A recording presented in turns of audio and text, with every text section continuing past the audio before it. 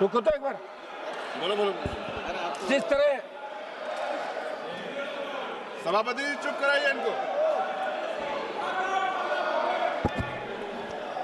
जिस तरह 26 लोगों की निर्मम हत्या की, जिन महिलाओं के सामने जिनकी नई नई शादी हुई, उनके पति की हत्या की, बच्चों की, महिलाओं की, और ये घृणित करते पाकिस्तान द्वारा जिन आतंकवादियों को पनाह दी जाती है, जिस आतंकवाद का पोषण पाकिस्तान कर रहा है, और उसके आतंकवादियों द्वारा पहलगाम के अंदर ये दहशतगर्दी की गई। दुर्भाग्य से हमारे सिस्टम के अंदर भी कोई चूक रही होगी सभापति महोदय कि अंतर्राष्ट्रीय सीमा पे पहलगाम नहीं है, लेकिन वहां तक ये आतंकी कैसे पहुंचे? क्या अपना खुफिया तंत्र इतना कमजोर हो गया? और वहां इतनी संख्या में अगर पहलगाम के अंदर पर्यटक आते हैं तो सुरक्षा के क्या इंतजाम आपके थे? आप 10, 15, 20 लोग लगा सकते हो। और हमला होने के बाद कितनी देर बाद लोग वहां पहुंचे, स्थानीय लोगों ने मदद करी, आपके मिलिट्री के लोग बहुत लेट पहुंचे। ये निश्चित रूप से बहुत बड़ा दुर्भाग्य था। पूरा देश उस दिन रोया था और मोदी जी को बार बार यही कह रहा था कि अब कब जगोगे, कब उठोगे? आप तो कह रहे थे कि पीओके पे कब्जा कर लेंगे, आपको 303 दी, आपको 350 दी, अब की बार भी 300 पार कराया एनडीए को। आखिर कब करोगे? आपका तो नारा ही ये था कि पाक अधिकृत कश्मीर पे कब्जा करेंगे जब हमारी सरकार आएगी। लगातार आपने 14, 19 और 24 के अंदर ये बात कही। हर हिंदुस्तानी के मन के अंदर एक ही बात थी कि अब की बार पाकिस्तान का इलाज हो जाएगा।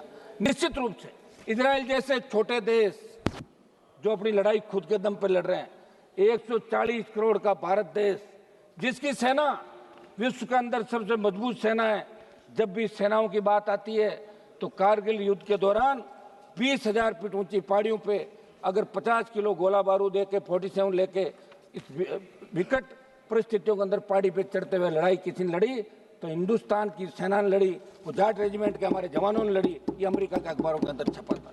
सभापति महोदय, बहुत बड़ा दुर्भाग्य है कि 22 अप्रैल को घटना घटित हुई और 8 मई की रात को ऑपरेशन सिंदूर की शुरुआत हुई। 2 दिन चला। आपने कहा पाकिस्तान घुटनों के बल आ गया और देश के मीडिया ने यह कहा कि कराची पहुंच गए, लाहौर पे कब्जा कर लिया, इस्लामाबाद में झंडा फहराने वाले। तो हमने लगा हो गया काम, पाकिस्तान तो सुबह तक आ जाएगा। और आपने नाम भी सिंदूर रखा।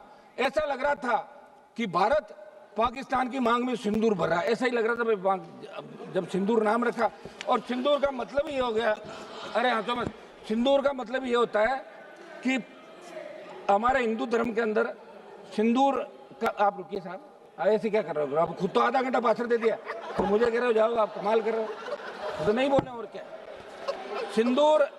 सिंदूर हमारे हिंदू धर्म के अंदर सिंदूर का मतलब है कि महिलाएं सिंदूर पति को मानती है, वो मांग भरती है सिंदूर कि मेरा पति।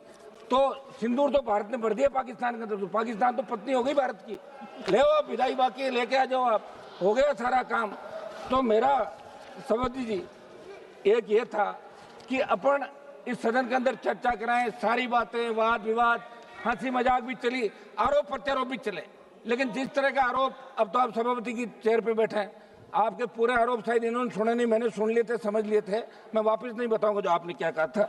सभापति जी, जो दुर्भाग्य ये था कि आतंकवाद कोई नया नहीं है हिंदुस्तान के अंदर, पहले भी लगातार, चाहे कांग्रेस की सरकार रही, चाहे बीजेपी की सरकार रही, आतंकी तो लोकसभा के अंदर घुस गए थे।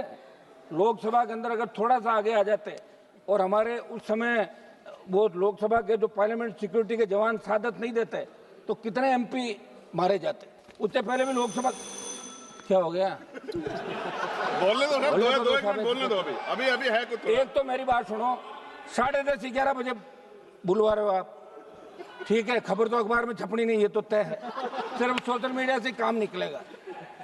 और हम ये बैठे हैं, इसका मतलब हम मजबूत लोग हैं जो सेना के सम्मान के अंदर रात को 12 बजे भी हाउस के अंदर बैठे हैं। इस हाउस में अभी 150 से ज्यादा संख्या नहीं होगी सांसदों की, लेकिन हम सेना के सम्मान के लिए यहाँ बैठे।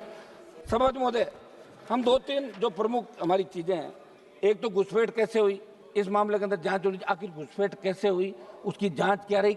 ऐसा नहीं हो गया यार सब कुछ ठीक है, भाषण दिया चलते, पर देश जानना चाहता है। और अभी सोशल मीडिया का जमाना, प्रत्येक व्यक्ति को अधिकार है। एक मेरी मांग रहेगी कि अग्निवीर जो योजना आप लाए, उसके बाद सेना का मनोबल गिर गया।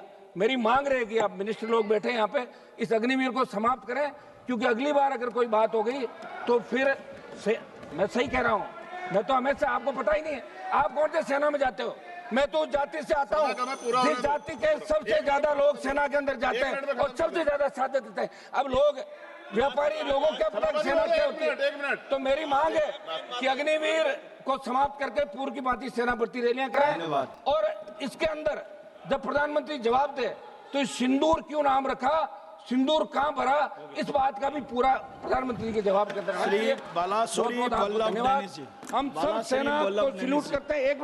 एक मिनट सर सुने, सेना को हम सैल्यूट करते हैं और इसके अंदर जो लोग सीज फायर श्री बालासुरी वल्लभ जो लोग मारे गए उनको भी हम नमन करते हैं, उन लोगों का उनको। और सेना हमारी मजबूत है। आप स्टार्ट कीजिए जी, बालासुरी जी आप स्टार्ट कीजिए।